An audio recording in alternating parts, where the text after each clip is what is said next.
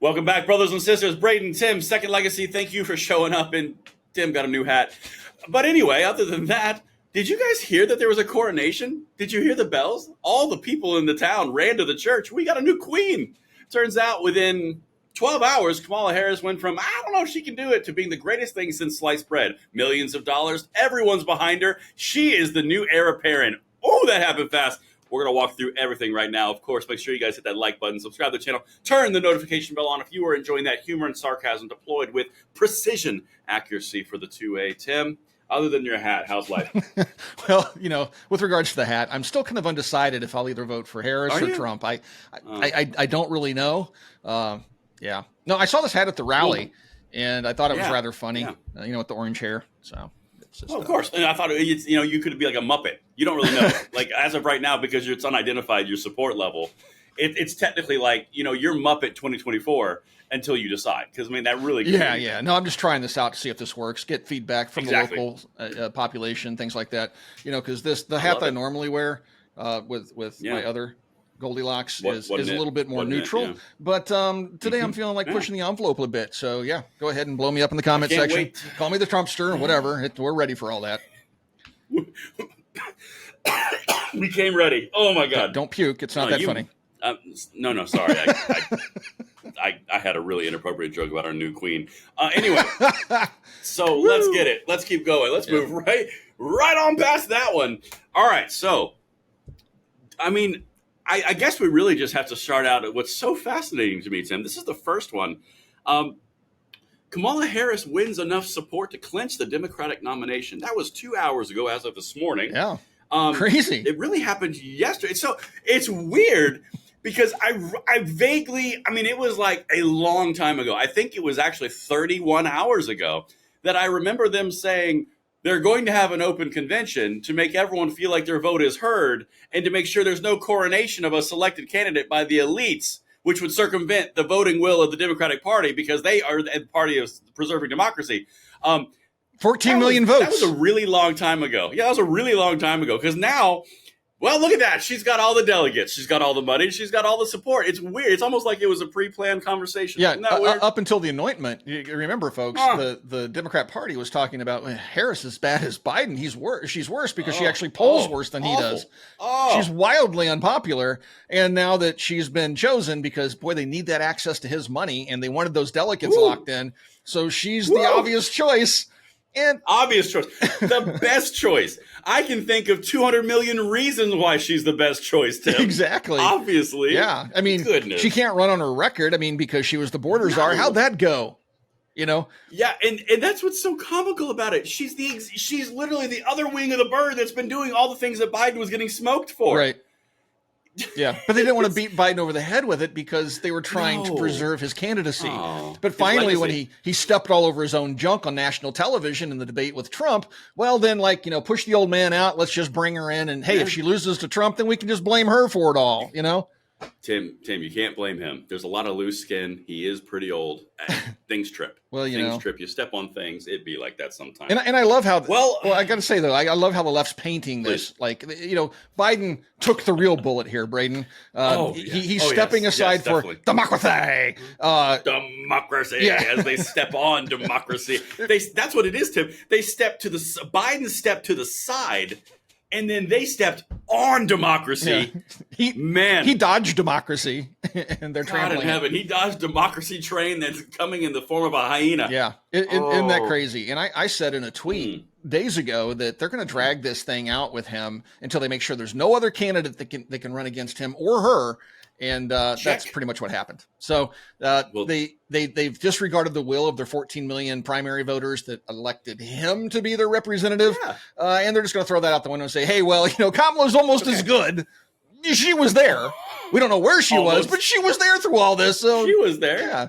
Listen, Tim, I don't think you fully understand. I think that we really need to have an education seminar here, like a re-education camp almost. This is the second one.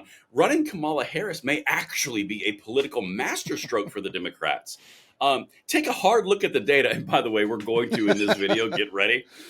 Harris should be able to quickly consolidate support that was slow to coalesce around Biden. And before I even keep going, I want to address something that It's so difficult to look at what we're looking at in the media, the onslaught of how amazing Kamala Harris is.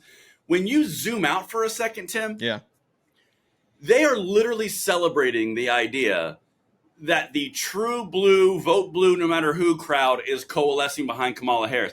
That has never been a question. Right. Ever. They were always going to vote for Biden. They were always going to vote for Harris. But the media and all the acolytes, like, oh my goodness gracious, look at all the energy and the emotion coming and rallying behind Kamala Harris. She is coalescing support like no other. In the Democratic Party, the independents and the Republicans are like, oh, hell no. I'm going to show you here in 1 second. But again, the framing of what they're doing, this is all meant to be smoke and mirrors, man. This is insane. Oh, yeah. I mean, what we're watching now is we went from just a few months ago to Democrats, many Democrats, not all of them, of course, saying that Kamala Harris cannot be the next choice. They're floating Michelle Obama, Gavin Newsom, Whitmer, anybody they could think of. She was not part of the conversation. They did not want her. They were talking about everybody else but her. But then they realized this late in the game, and the game that Biden just played, there's really nobody else we can go with now because of where we find ourselves in this election cycle.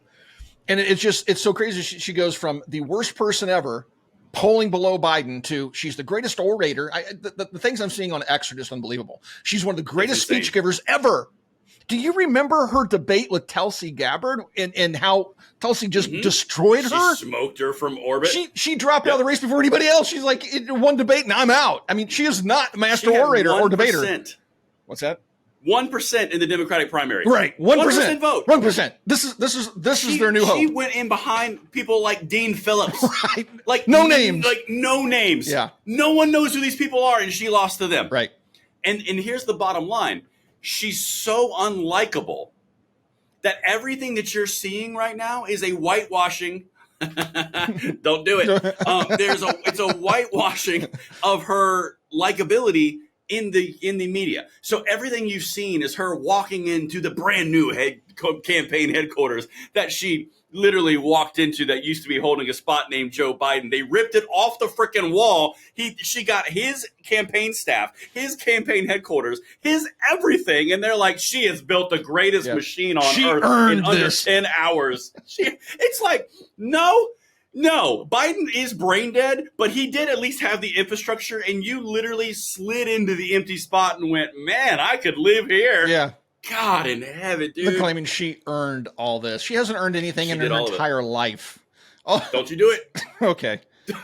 Don't you do it. I won't talk about Montel Williams or any of that. That's all I needed. I won't. God, by the way, guys, there's two things going on Twitter right now in regards to this situation. The first one is just these glow-ups of Kamala Harris, how she was there when the gladiators were in the Coliseum, and she was the first Helen of Troy. And then the second one is everyone going, community note, community note, community note. I mean, like, that's all that's happening on Twitter right now. So if you want to see that, jump on there. But, Tim, now we've completed said whitewashing of her amazing appeal, and everyone loves her so much.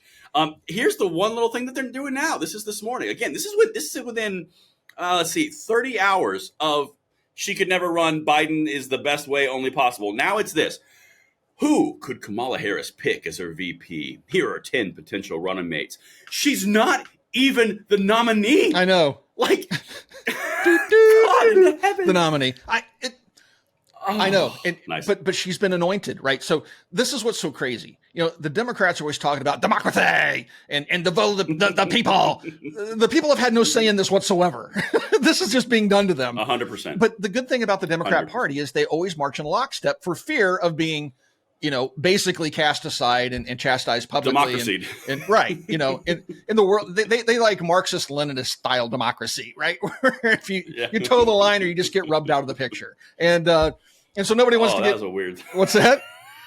That was a weird choice of phrase. Anyway, continue. Rubbed out. That's not a sexual reference. That's an old world reference, mafia style. Gotcha. Okay. She does like rubbing them out. Kind of vibe. Yeah. So stop. Oh God, you. Do not come. And I'm sure Trump had a response. man. Cut. Did Trump have a response to that? I'm going to come. The debates are going to be epic. I can't work with these two people. Oh, my Slides is on it today. Yeah. Oh, he's so good. When you two align, it's like the stars are against me. He's an honorary Gen Xer. Oh. I have to get him a T-shirt. Yeah. Well, Tim, before we get into the numbers, because after all, this is a master stroke for Democrats. Okay. I just want to say this one part. I think this is so key to understand. Did you know, Tim, that Harris, she gets a dream start, but the task ahead is monumental. Good. Gag me with everything you can gag me with. And I said it.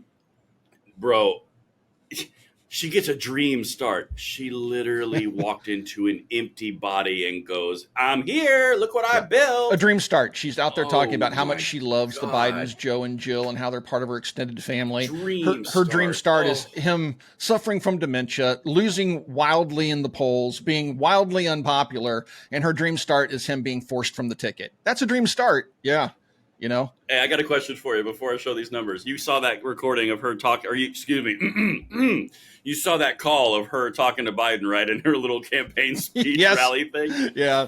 Where she goes, well, Joe, it's great to talk to this recorder. The call. Yes, the call. The phone call. Yeah. Not a Zoom. A phone call. He was presumably on a phone call, like landline, no video. Yeah. And she goes, can you see the applause? Not can you hear it? Can you see the applause, Joe? I can see it. I'm watching you. Go, girl. Kid, it's like, I'm watching you, kid. I'm watching you, kid. I love you, like, kid. They're all idiots. They're all idiots. I swear to you, I cannot prove this, and I will say that right now. This is pure conjecture on my part. That audio that they played in that reference when she was interacting with it, that was so cumbersome and uncomfortable. That felt recorded. I do not care. I don't care what anyone tells me.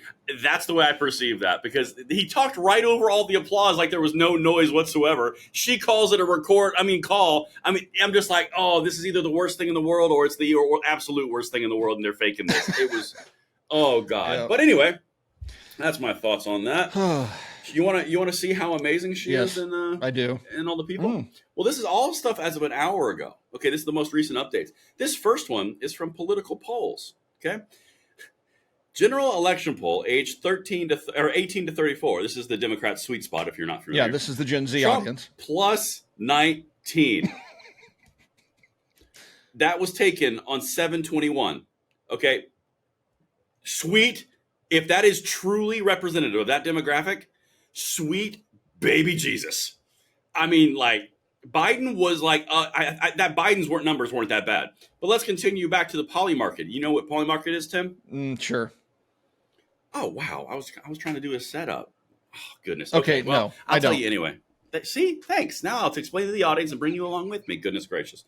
Well, the poly market is basically where people put money on the odds of the election on Twitter, on all these different sites, and RCP has one.